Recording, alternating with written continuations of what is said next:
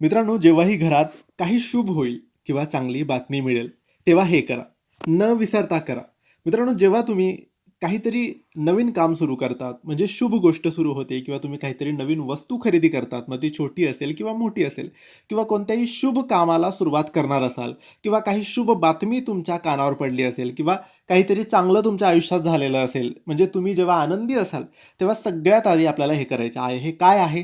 तर सगळ्यात आधी कोणतीही शुभ बातमी असेल, चांगली बातमी असेल, शुभ गोष्ट असेल, शुभ कार्य असेल, काहीही असेल, ज्याने तुम्हाला आनंद मिळतो आणि तुम्हाला असं वाटतं हे खूप छान झालं.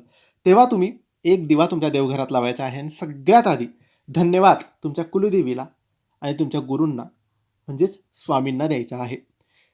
जे केलं, जे दिलं त्यासाठी धन्यवाद आणि असंच माझ्यासोबत माझ्या पाठीशी राहा यासाठी धन्यवाद करायला विसरायचं नाही. कारण आपली एक सवय असते, की आपल्या आयुष्यात जेव्हा अडचणी, दुःख, दरिद्री, गरिबी, संकट, समस्या जेव्हा येतात, तेव्हाच आपण देवासमोर, कुलदेवीसमोर, कुलदेवतासमोर, स्वामींसमोर नतमस्तक होतो. परंतु जेव्हा आनंद येतो, शुभ काहीतरी होतं, चांगली बातमी मिळते, तेव्हा आपण देवाला विसरतो आणि तेव्हा आपण धन्यवाद बोलत नाही. पेढे वाटा, कुठेही मूलबाळ झालं, लग्न झालं, आपण पेढे वाटतो.